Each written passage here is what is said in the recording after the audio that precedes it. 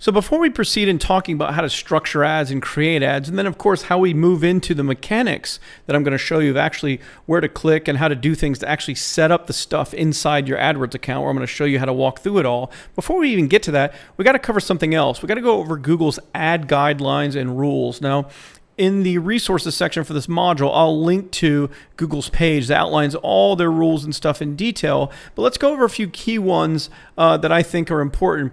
Now, a lot of people I've worked with in the past, when they've set up campaigns or they've had problems, or me myself personally, if I've set up campaigns and had problems, you always wonder, hey, why did this not get approved? Why did they reject this? But if you look really close to their guidelines, you can pretty much preempt any of that from happening if you follow their rules.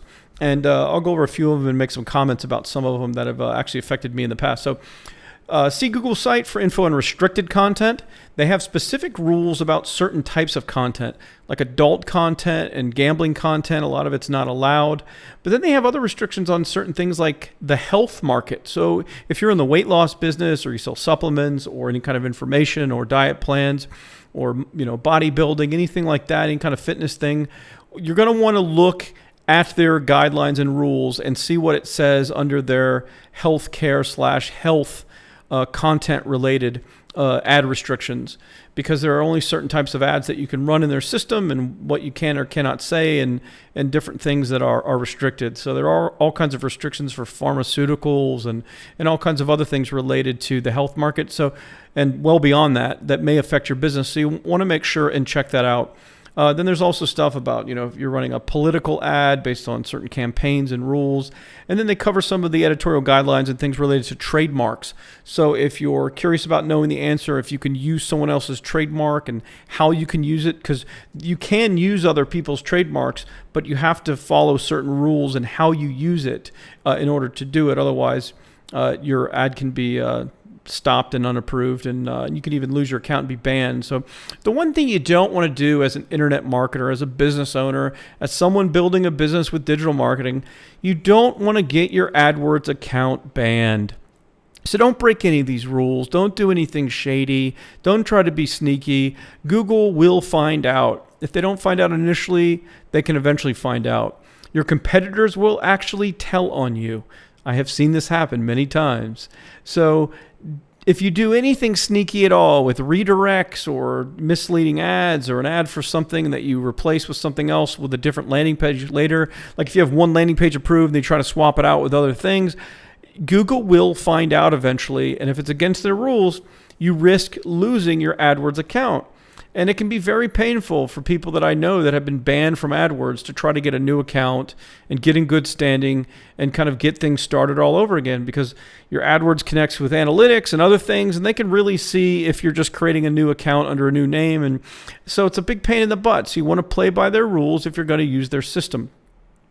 So you can't have any malicious ad sites or apps that abuse the network in any way. That kind of goes without saying.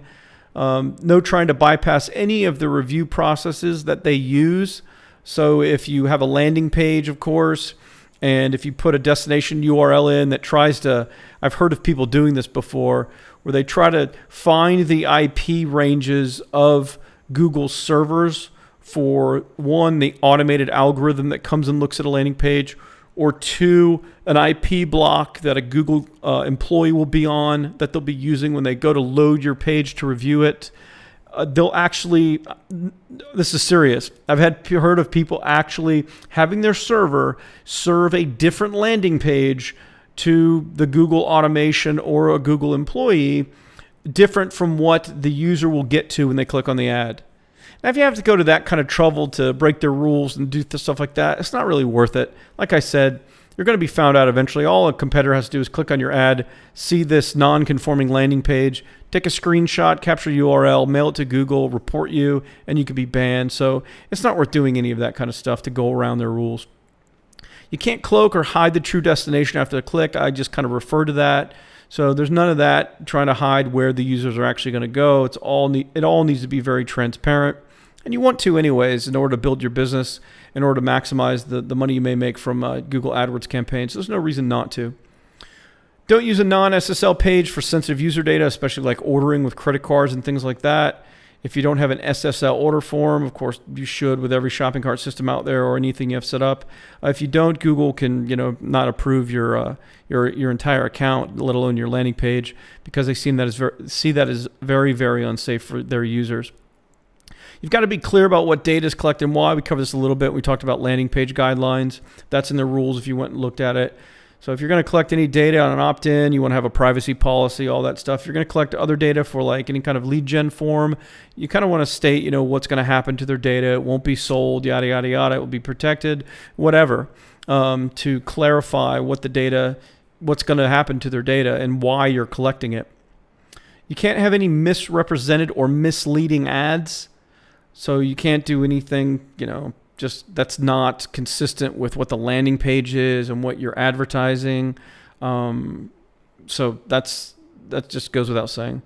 No blind offers or opt-ins. So you can't send people to a landing page and then just say something like, click here to download without saying what it is, without telling more about it. Or you've probably seen in the past maybe from some internet marketers doing product launches where they'll promote and have affiliates send traffic to a very, very simple and basic landing page that literally just says, put your email in to subscribe. And they'll have like a 1 or 2 sentence headline where it'll say like, get the 16 secrets to being a high paid consultant, email address below. And it's a very simple above the fold thing just to try to maximize opt-ins. Well, Google won't approve that, and they'll disapprove that type of page. And as we already went over landing pages, it won't pass the muster, so to speak, for the quality score rating for that page anyways, because it doesn't contain all those other things. So you can't use blind offers or opt-ins. This is a big one that trips up marketers. A lot of us are taught to use very compelling copy, very persuasive words and phrases, very enticing types of things, even sometimes intriguing or mysterious things, just to really get the interest in someone and get them sucked into our copy. But Google doesn't allow you to use misleading or unrealistic claims. They are real sticklers for this. Now, it can depend on which manual human review person you get, but overall, they really don't like you saying stuff like, number 1 summer camp in the United States, or number 1 strongest tent in the world, or number 1 is such a kind of subjective claim there's nothing that actually validates that as a fact to be number 1 in anything, unless of course it's, fine line with like number 1 best-selling New York Times best-selling author if you actually were one, or things like that. So they don't like that. They don't like to use the words like the best, things like that. They'll disapprove you for. So be very careful that you're not using a lot of those kind of like kind of heavy adjectives to describe your products or services or business, because they'll shut that down as an unrealistic claim because you can't back it up that you are the best SEO agency in the world. There's no such thing, there's no real rating for that.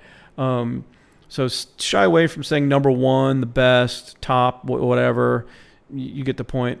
And then the other thing are unrealistic claims when it comes to, and they give 2 examples for a reason, weight loss and financial gain.